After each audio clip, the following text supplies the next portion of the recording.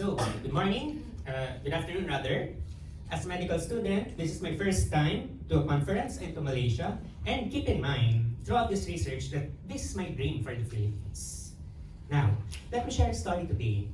Just last month, while going around the streets of Manila, I overheard two commuting office workers somehow reminiscing their experiences from the recent pandemic. One turned to the other saying, COVID-19 still feels like yesterday. The Philippines is still reeling from the pandemic's impact on vital health and social infrastructures. And the nation's emergency health response must be revisited to mitigate the effects of the so-called pandemics of the future. Now, let's take a crack at it then, shall we? So, the Philippines boasts one of the highest case numbers in the Western Pacific region. At one point, the first nation to report all the variants of concern. We really had it back then. Of course, the cases also have regional and socio-demographic variations, and yet our so-called whole-of-nation approach to uniform community quarantines and homogeneous policies can briefly be described as by a headline from a major broadsheet, Philippine broadsheet, Scientific Method in Deciding NCR Alert Levels Pushed. We finally caught up with the Renaissance, some analysts noted. However, there's more to the Philippine COVID-19 experience than direct public health policy maneuvers. For instance, the mobility restrictions meant clearer air, encroachment of urban flora, focus on high-density areas. This is our jail. This is our jail. And major surveillance of emerging variants of concern. Now, the country had a lot of catching up to do with testing, tracking, and disease surveillance in the early days of the pandemic. I was an undergrad back then, keeping myself up to date with the latest underestimated case counts, probably. I thought, could I use other assets to map out the viral spread, considering these events unique to the pandemic? And that's how this study came to be. I am Jeremiah Feliciano, presenting how remote sensing could help surveillance during an airborne viral pandemic in the Philippines. So, what's the situation? This is the NCR Plus, a conglomeration of the National Capital Region, the seat of government, and 4 neighboring provinces. This ensures that all local governments within this region share the same policies like mobility restrictions and basic services during the pandemic. The date was June 21st, 2021. The first cases of Delta variant were being reported, hundreds of others potentially uncaught. Vaccination rollout to priority vulnerable populations like the pregnant were also underway starting about 3 months prior.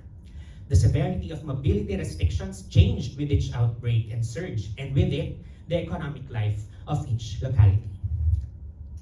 Briefly, I sourced from Global Precipitation Measurement, Aqua Land Surface Temperature and Global Emissivity, Climate Forecast System Reanalysis, and Sentinel-5P datasets found publicly on Google Earth Engine. Now, the resolutions, which varied from 250 meters to 10 kilometers, were averaged across the boundaries of each administrative locality. Monthly averages were collected from June to December 2021 to coincide with the monthly incidence of COVID-19 cases in the Department of Health dataset. Finally, after some descriptive statistics, a best subset selection of the best explaining variables were made from the data. These were carried over to the various spatial and temporal models as shown in the slide. Now, what did we find? The best subset selection chose a 5-variable model to explain the variation in the data.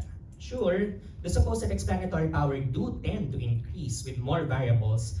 The Bayesian information criterion and root mean square error metrics do penalize excessive predictors in the model. Shown are the 2 other highest models in order.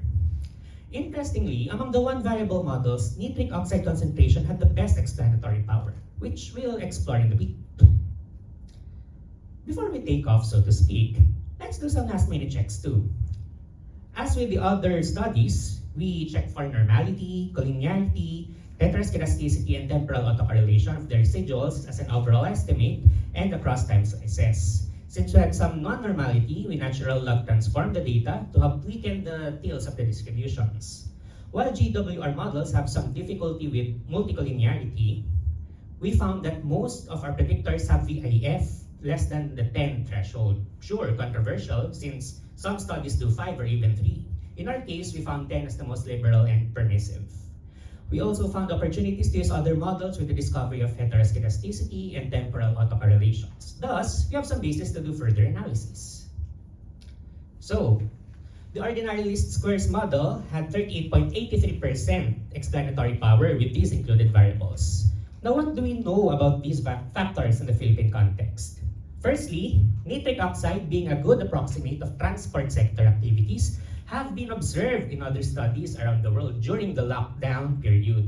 In the dataset used, NO2 appears to be measured closest to the surface as a tropospheric column data, with it also having among the shortest dissipating time among the concentrations.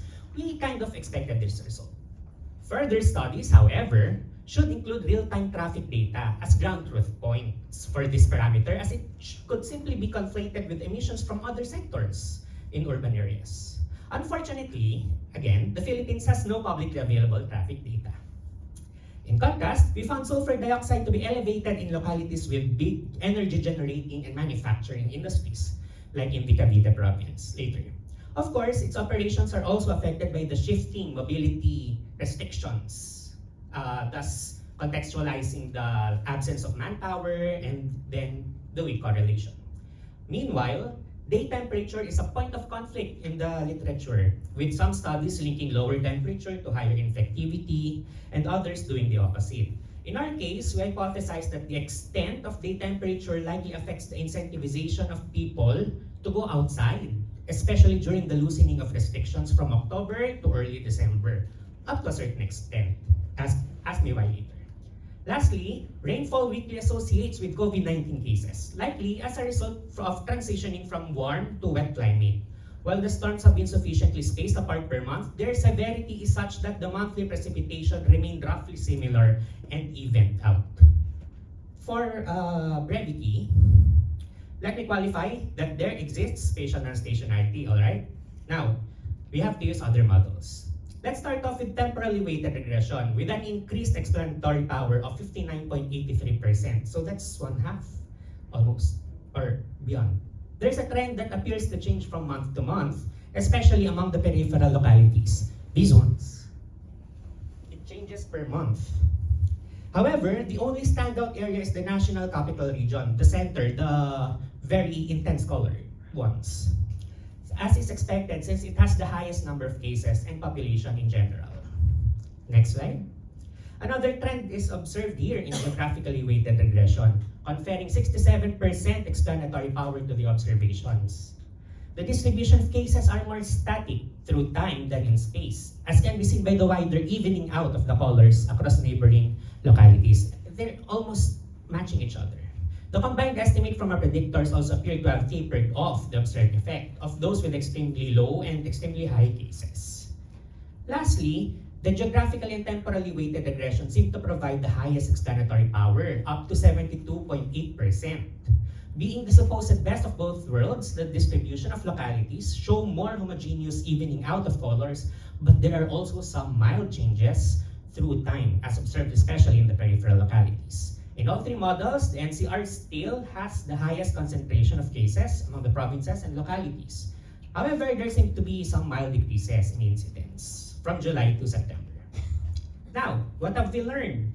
There is some worth to investigating the environmental determinants of health, as they directly or indirectly participate in the spread of communicable diseases. And the mobility restrictions afforded by the pandemic provided us an opportunity to leverage remote sensing to this extent.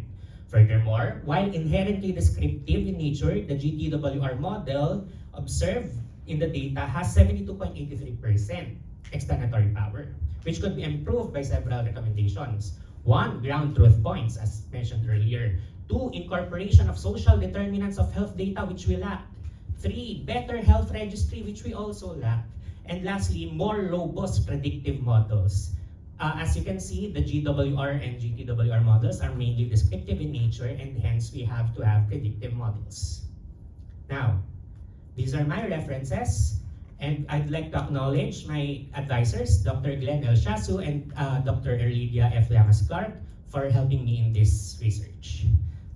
This has been my study, and I am scared to take further questions. Thank you, Jeremiah. for that thorough and enlightening presentation.